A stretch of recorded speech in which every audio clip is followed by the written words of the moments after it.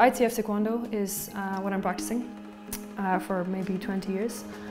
Basically what we do is there's 4 elements that you can participate in ITF Taekwondo. It's sparring, pattern, power test and special technique. I started when I was, I think, 11. I must have been 11 or 12 when I moved from New York to Ireland. I had a lot of energy and my parents were kind of like, what do we do? And I wanted to box, I wanted to do something with my energy. I tried camogie, I did everything that was in Ireland, and I just kind of thought, what is there more that can take care of this extra energy that I have? So there was a club in Ratoath and I started. I was a yellow belt, maybe a white belt even, and I was beating people who were green and blue belts. And this signaled to me and also to my coach at the time that there's something more here. I met Ireland at the World Championship. I competed for them. I fell shy of a bronze. I was kind of upset with the way things had gone for me in Argentina. I kind of had a chance to kind of reflect and recover and just get over that feeling of, you know, I didn't do a good enough job for Ireland. I feel a little bit, I let myself down, I let them down. It would have been beautiful to continue representing Ireland on just my circumstance. Sure. It changed. It changed, and the opportunity was being presented to me here. I had already been living in Poland for a little while before then, and just training and teaching English, and I said I would like to stay a bit longer, and I did, and it was really great. 2013 was that time, and I finally got the selection for Europeans, and that was super exciting. I remember I read the internet, the list of names, and I got such a buzz because I never believed it.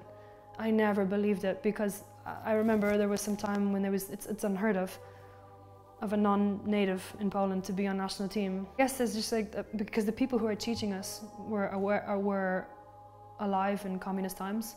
So they have a harder, I don't know, they're just harder people, or they're harder thinking. And so their methods they're very smart, but they're just so old school, and they're just the things we'd be doing. I just thought, this is magnificent. This is the stuff you see in an old video, but it works. Like, that simplicity works. It's their heart. It's just like, what it means to, you know, and it's something I fell in love with. I was like, that's me. That's me, that's like the little Viking inside me, like that's what I want. I just wasn't getting that in Ireland, so this has opened up to me, like that's what I need. I had won on the Saturday, that was wonderful, pretty elated on the Saturday, and then the Sunday I had team event, team power and team sparring, which is always on a Sunday. So I already knew it was ahead of me. Team power went very well, we got gold, and we were going on to win gold for team sparring as well. First round versus Sweden. I still have the video. I did a very silly thing against a smaller opponent. It taught me an awful lot in the end, actually. I went to slide towards her, and my leg gave way, basically, and it was unnecessary for me to do.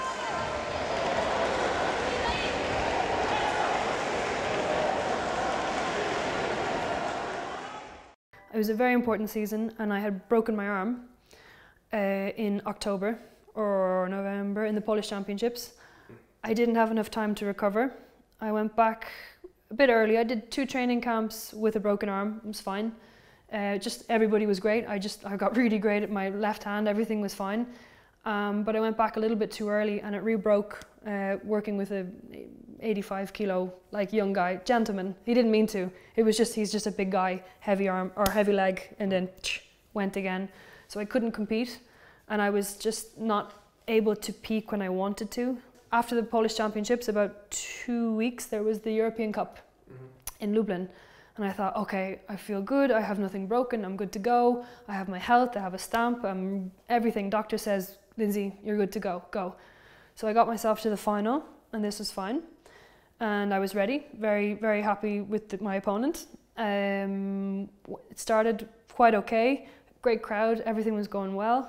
She's a bit wild competitor, but she got a contact here on my side of under my eyebrow, which I didn't think much of, but my helmet was keeping together this skin. And I didn't realize until I got another attack and blood went everywhere. And it was like barbaric. It was awful. I didn't have distance, I couldn't feel anything, I couldn't see anything. Yeah. Just a mess. So I lost the final. And that was devastating for me because it absolutely meant no coach would look at me for the World Championships that was coming in October. Mm-hmm. So 2 coaches from the Ukraine, Katya and Oleg Solovy, approached me with commiserations, saying, we know what that means for you. We're very sorry that that's what's going down for you. Like we know what you're capable of. And it was a little soon, in my opinion. I was still bleeding, waiting to go to hospital, but they were really genuine and what they were saying. And the truth is that we know so much of what you're capable of that maybe you can join Ukraine team. And it was a bit like ha ha ha, And I was like a little bit like, not yet, guys. Like no jokes just yet. Like if you don't mind. And they said, but really, we don't have someone for 68. We could check. You should think about it. That's something you should really think about. And that sunk into me. And I just thought, is this happening? First I had to prepare myself for the idea of not being with my team. That was huge. I had to think about it. I kept it to myself for a week. And I just tried to digest the whole thing. And then I made a very scary phone call to my coach and told him everything. But actually, he was so supportive and so wonderful and so for me in any way that he just said, okay. When I arrived to Dublin, my head is I'm seeing things that are familiar, I'm hearing Irish accents. I treated it very much just like I was in any other country, in any other foreign land, except for things were terribly familiar. The fact that my mom and brother were here to see it, to witness it, this was huge. And my friend's mother came as well with them. I could hear them from time to time, but it kind of was just my ears just heard, and that made a difference to me that I could just hear those voices at all. My team from Poland were still congratulating me, so it was still there, the love was still there. It just wasn't the big, But that's okay. I don't need that. I don't need a parade, and I don't need just fine. I did what I did for me, and I happened to be wearing a Ukrainian tracksuit. Anyone who knows me, they know why I did it, and they know that I do it for myself. And I'm happy to represent someone who supports me and believes that I can do it. That's the truth. Dłoniom daleko, serce zawsze blisko. So it means when hands are far, hearts are always close. So it makes a lot of sense for me when I'm living away.